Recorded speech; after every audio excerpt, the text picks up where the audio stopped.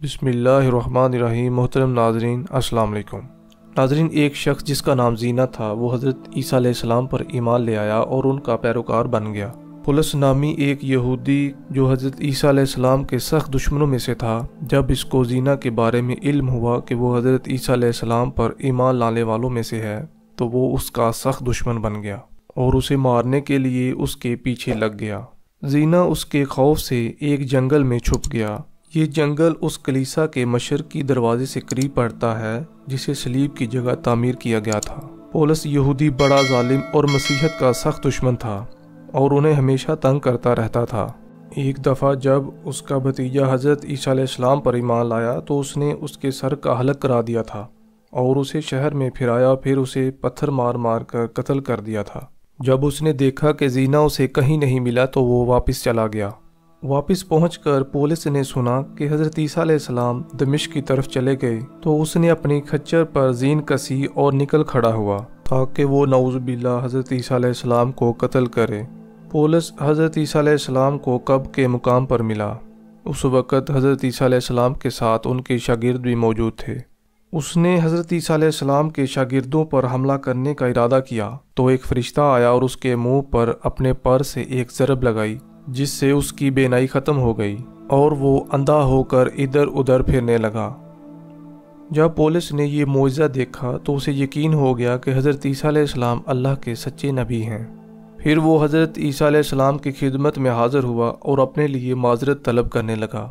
حضرت عیسیٰ علیہ السلام نے اس کا عذر قبول کر لیا اور اسے بیعت کر لیا۔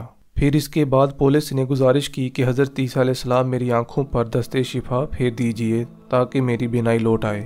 آپ علیہ السلام نے فرمایا کہ زینہ کے پاس جاؤ جو دمشق میں تمہارے پاس ہے اور وہ مصرف کے سوق مستطیل میں رہتا ہے۔ ناظرین، یہ وہی شخص تھا جو اس کے خوف سے جنگل میں جا چھپا تھا۔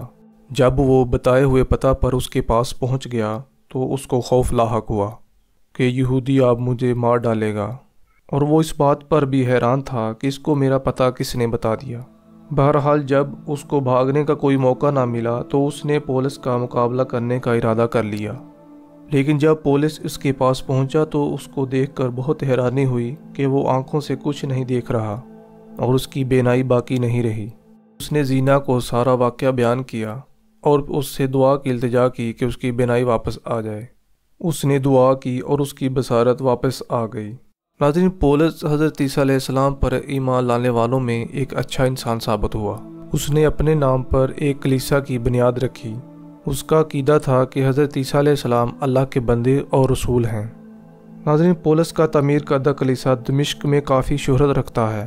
جب صحابہ کرام نے اس علاقہ کو فتح کیا تو یہ کلیسا موجود تھا اور کلیسائے پولس کے نام سے مشہور تھا۔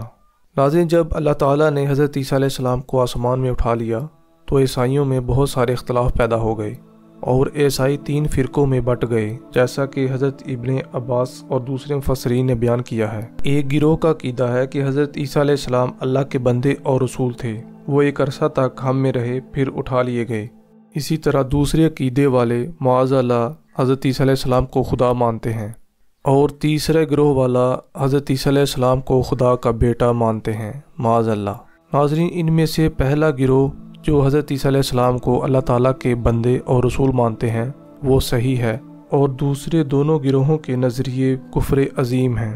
ناظرین، ہم پروفٹ سیریز شروع کرنے جا رہے ہیں جس میں حضور نبی کریم صلی اللہ علیہ وسلم کی سیرت طیبہ آسان اور جامع طریقے کے ساتھ اور ان واقعات کو ایک ترتیب کے ساتھ بیان کیا جائے گا تاکہ آپ کو سمجھنے میں اور یاد رکھنے میں آسانی ہو۔